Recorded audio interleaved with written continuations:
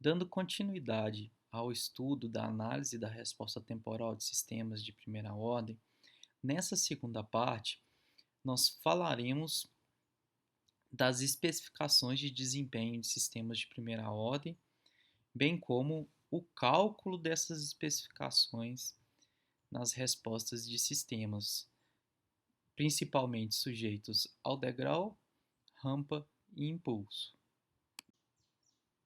A resposta de um sistema de primeira ordem sujeita a uma entrada em degrau unitário, para o caso em que o processo possui ganho igual a 1, pode ser dada pela sua parcela forçada e sua parcela natural.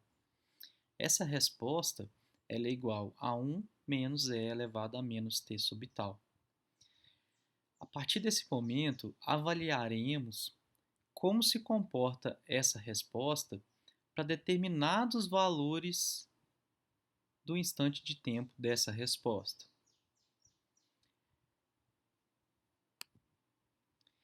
Se substituirmos na equação acima t igual a tal, nós teremos que essa parcela natural da resposta natural, né, da resposta transitória, ela será dada por e elevado a menos 1, tendo em vista que o tal cancela com tal aqui.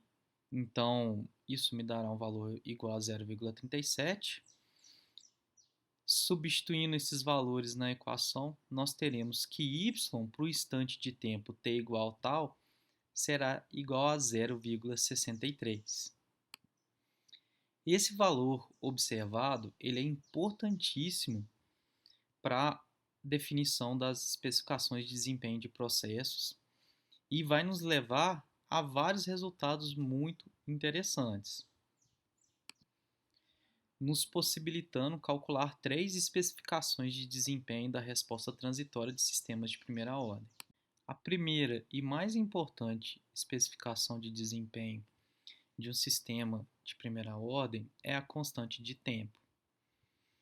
Como acabamos de verificar, a constante de tempo é o tempo necessário para que a resposta ao degrau alcance 63% de seu valor final.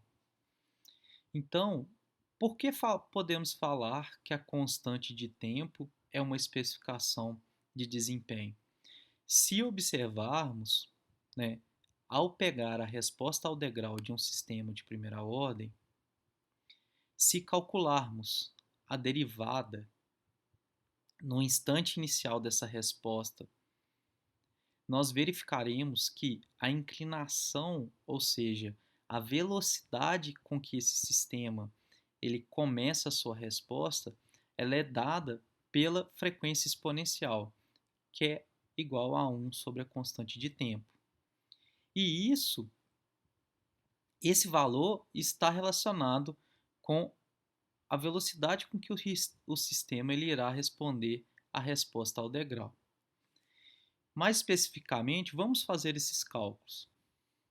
Então, pegando a nossa equação da resposta de um sistema de primeira ordem a uma entrada ao degrau unitário, aplicando a derivada nessa equação, nós teremos 1 sobre tal é elevado a menos t sobre tal.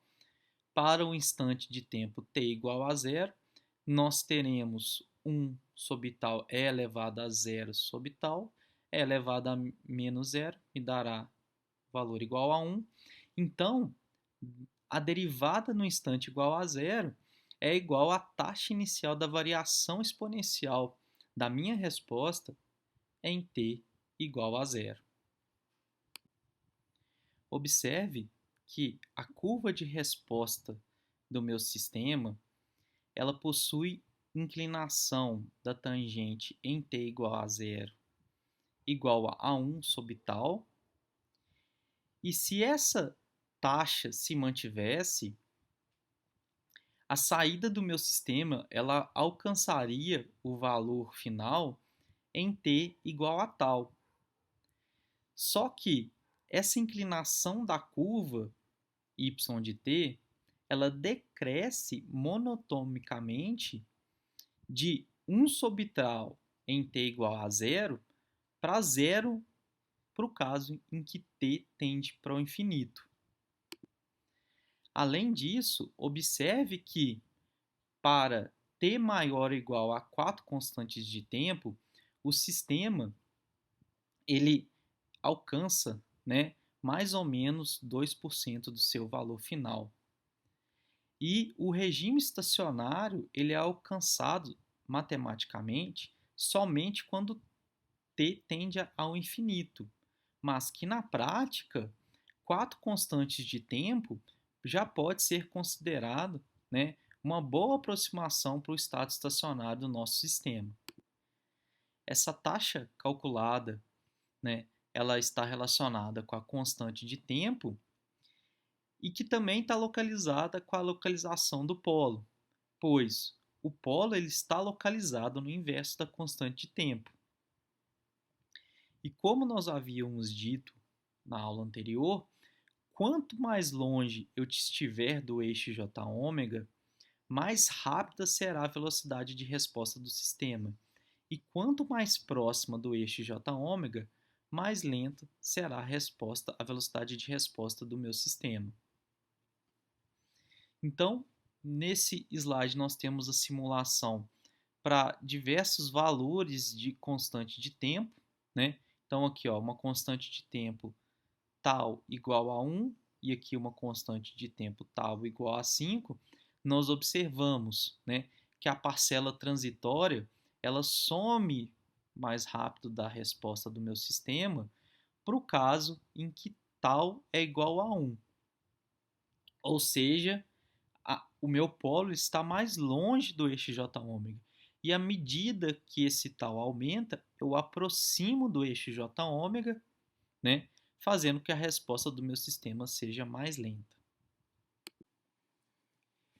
Com o cálculo da constante de tempo do sistema, nós estamos aptos a definir as outras duas especificações de desempenho. A primeira delas é o tempo de subida.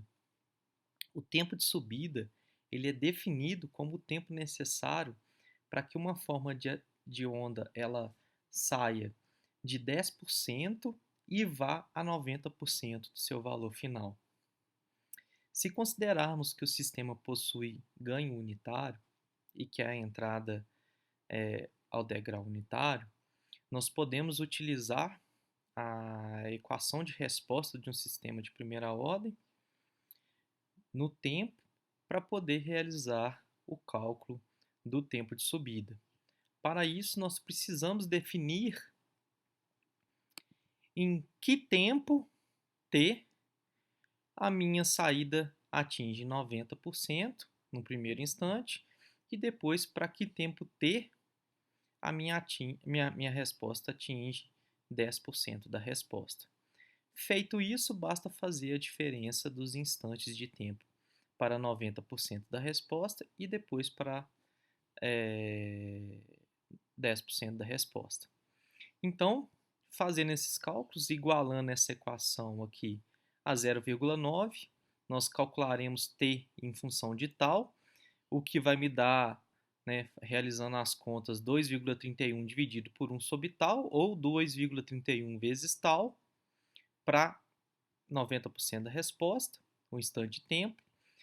O instante de tempo para 10% da resposta será 0,11 dividido por 1 sobre tal, ou 0,11 vezes tal, que no final, fazendo a subtração, me dará 2,2 dividido por 1 sobre tal, que é 2,2 tal. Então, o tempo que o sistema demora para atingir, né, sair de 10% e ir até 90% do valor final é igual a 2,2 tal. 2,2 tal. O tempo de acomodação ele é definido como o tempo necessário para que a resposta alcance uma faixa de valores e ali permaneça. O tempo de acomodação ele pode ser definido para 2%, para 5%, para 1%, mas usualmente nós utilizamos a faixa de valores de 2%.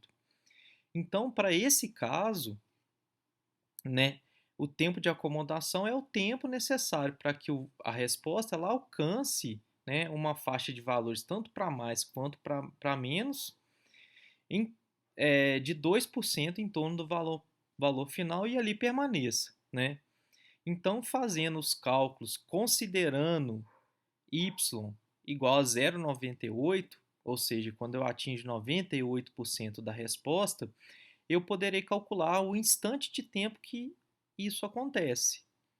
A gente já viu lá pelo aquele gráfico e pela aquela tabela que nós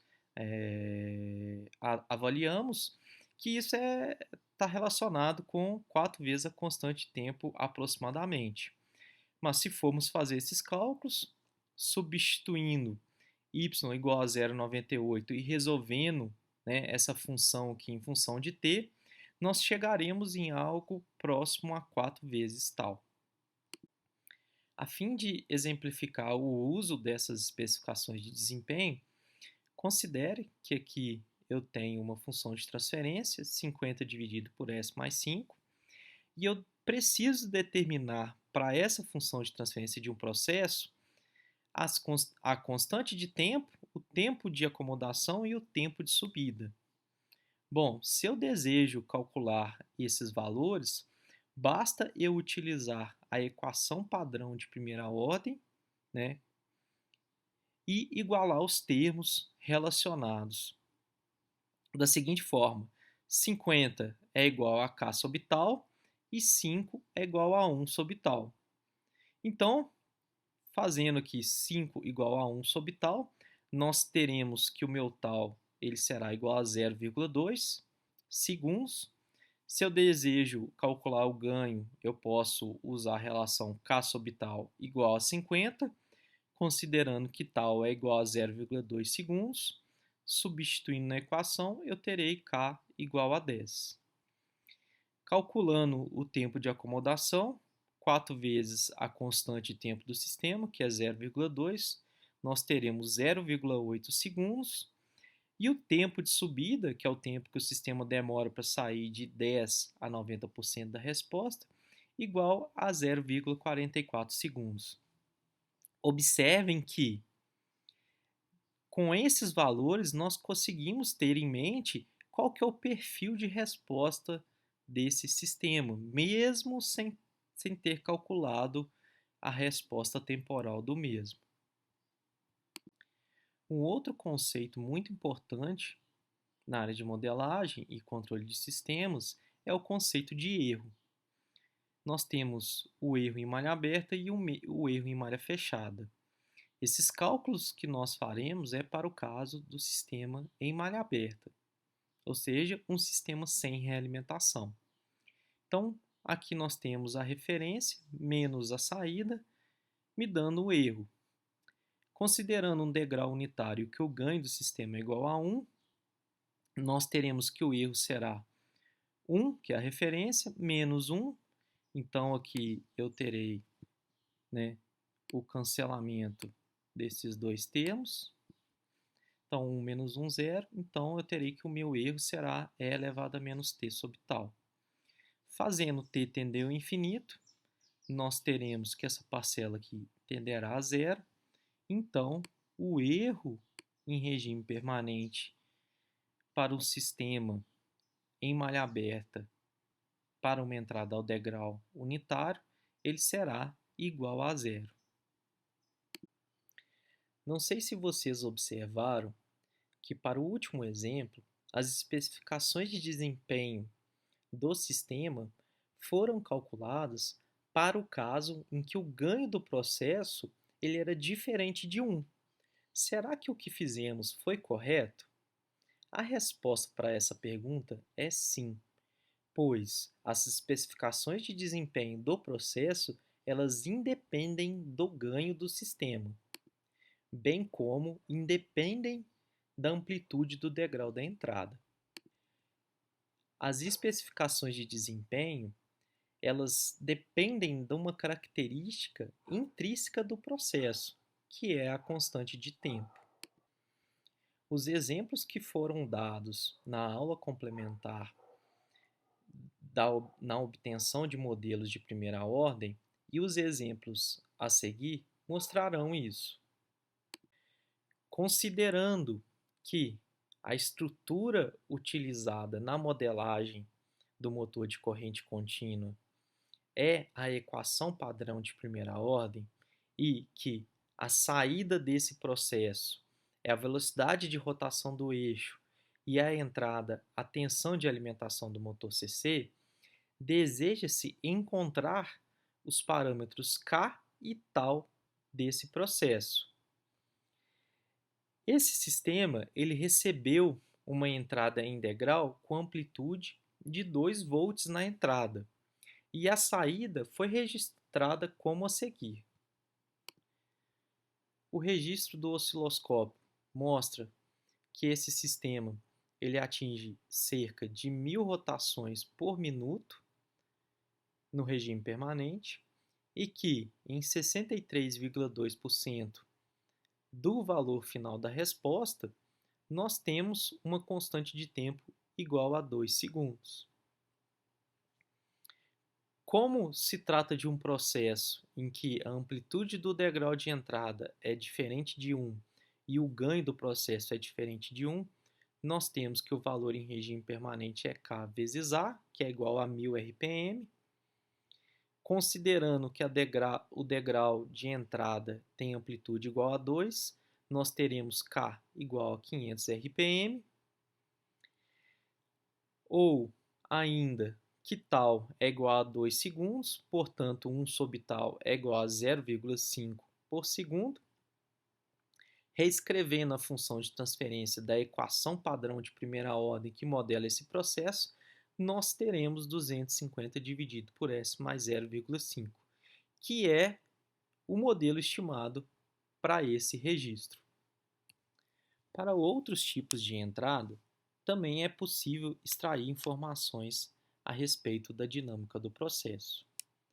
Para o caso da rampa unitária, nós devemos, antes de iniciar o cálculo da resposta temporal, saber calcular os resíduos para o caso em que eu possuo polos com multiplicidade maior do que 1. Pois se observarmos a rampa, eu tenho um polo com multiplicidade igual a 2 em S igual a 0. Considerando que eu tenho uma função de transferência de polos com multiplicidade R e outros polos distintos, o cálculo dos resíduos dos polos que possuem multiplicidade maior do que 1 são calculados da seguinte forma. O meu resíduo R ele será a própria função de transferência vezes S menos o valor do polo com multiplicidade maior do que 1 elevado à multiplicidade no polo avaliado. O próximo resíduo, R menos 1, será a derivada da relação obtida em BR para S igual ao polo avaliado. E assim sucessivamente até o cálculo do último resíduo. Lembrando que o expoente ele vai sendo decrescido de 1 à medida que eu aumento as minhas frações parciais. Nada como um exemplo para podermos entender o procedimento estabelecido. Então, considere aqui que eu tenho uma função de transferência com multiplicidade 3, ou seja, R igual a 3. Eu irei decompor essa função de transferência em 3 parcelas e calcular o resíduo de cada uma dessas parcelas. O primeiro resíduo, B3, será a minha função de transferência vezes S mais 1 elevado à terceira potência, no polo em que ocorre a multiplicidade. Então, S igual a menos 1. Realizando esses cálculos, nós obteremos B3 igual a 2. O cálculo de B2 será a derivada do resíduo B3 em S igual a menos 1, que me dará 0. O cálculo de B1 será a derivada segunda, né, da função que calcula o resíduo B3 dividido por 2 fatorial em S igual a menos 1, que me dará 1. Dessa forma, nós teremos aqui o resíduo de cada uma dessas parcelas. Para calcular a resposta temporal de um sistema de primeira ordem sujeito a uma entrada rampa unitária, nós devemos observar que a rampa unitária na entrada ela possui um polo de multiplicidade igual a 2, em S igual a 0. Com isso, nós teremos 3 frações parciais, 2 relacionadas ao polo de entrada e uma relacionada ao polo do sistema. Calculando cada um dos resíduos, o resíduo A igual a 1, B igual a menos tal, C igual a tal, nós podemos tomar a transformada inversa de Laplace dessa decomposição em frações parciais. Então, a transformada inversa de Laplace de 1 sobre S ao quadrado é igual a t. A transformada inversa de Laplace de 1 sobre S é igual a 1 vezes menos tal, então a menos tal. A transformada inversa de Laplace de 1 sobre S mais tal é E elevado a menos t sobre tal vezes a constante, que é igual a tal. Então, a resposta temporal de um sistema de primeira ordem sujeito a uma entrada rampa unitária é dada por essa equação. T menos tal mais T é elevado a menos T sobre tal. O erro desse sistema em malha aberta é a referência menos a saída.